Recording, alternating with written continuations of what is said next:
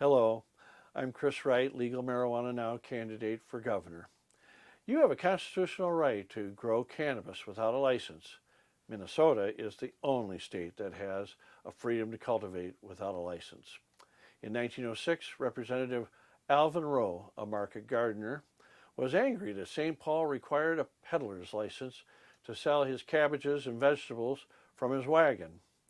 After his election to the legislature, our founding farmer introduced this amendment to the Minnesota Constitution.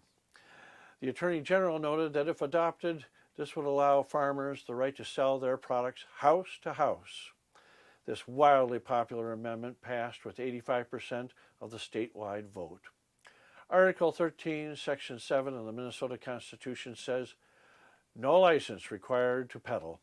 Quote, any person may sell or peddle the products of the farm or garden occupied and cultivated by him without obtaining a license therefor." The right to sell and peddle without a license means that only a person who cultivates his or her own crop on property occupied by him or her may sell their raw farm products. This does not include manufactured products like gummies, hash oil, or drinks. A corporation is not a person, and without possessing gender, the crop can't be, quote, cultivated by him. If you need to hire labor to cultivate or you're manufacturing products, then a license can be required. Why is pot illegal if we have a right to grow cannabis without a license?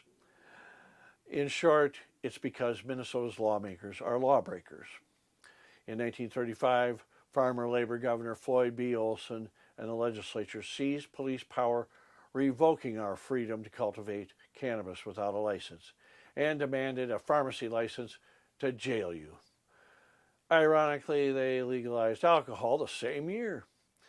After these scofflaws destroyed public safety, monetized crime and murder, falsely arrested and imprisoned citizens, created racial unfairness and trigger-happy police, and illegal searches and seizures, the Democrats want us to reward their criminal wickedness by giving them police power to defraud us again.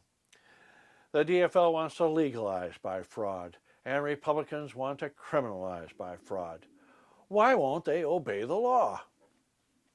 In 2019, House Majority Leader Ryan Winkler held 15 town hall meetings he called Be Heard on Cannabis to get public testimony on his bill to legalize adult use cannabis.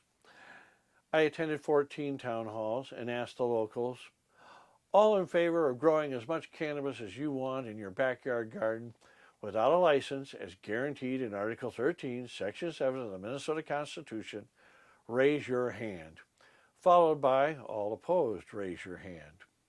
In every community in the state, everyone raised their hands in favor of growing without a license, and only one or two hands were raised in opposition. But Representative Winkler didn't want to hear that. His mind was already made up. Minnesotans wouldn't, quote, be heard on cannabis.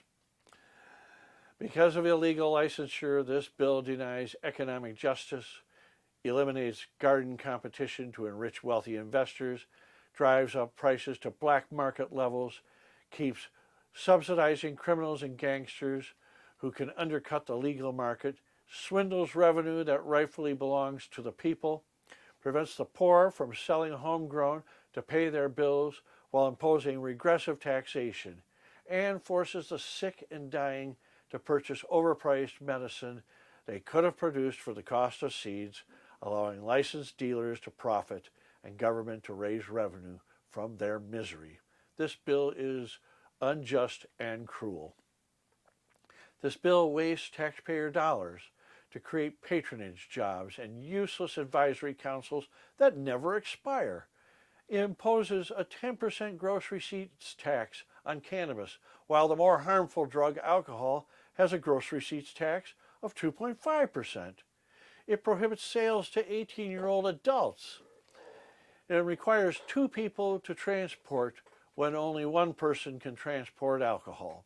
It prohibits outdoor advertising on buildings or vehicles, while the alcohol commissioner can approve a grape logo for Edina Liquors or the name Budweiser on the side of a delivery vehicle.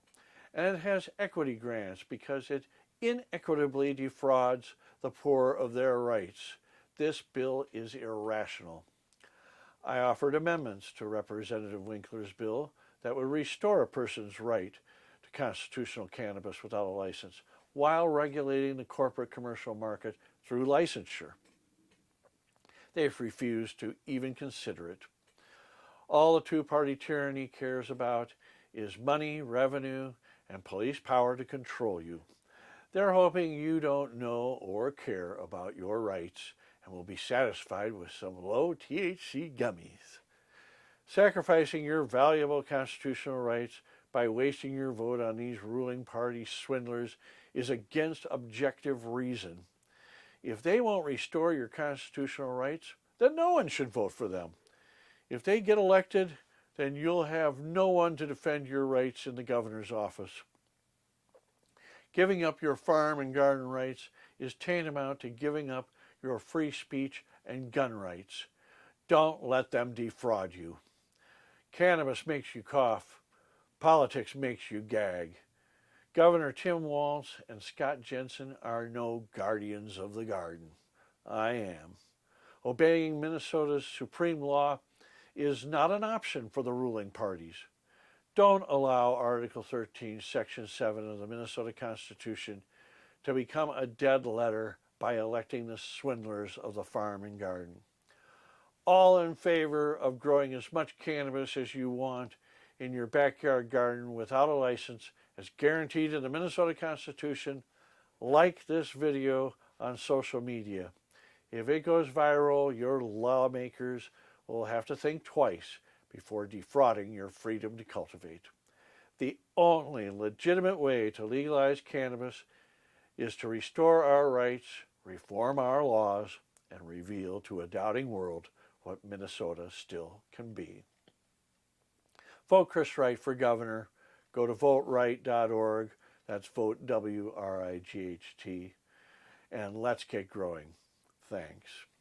On August 8th, please vote Chris Wright in the Legal Marijuana Now primary. Goodbye.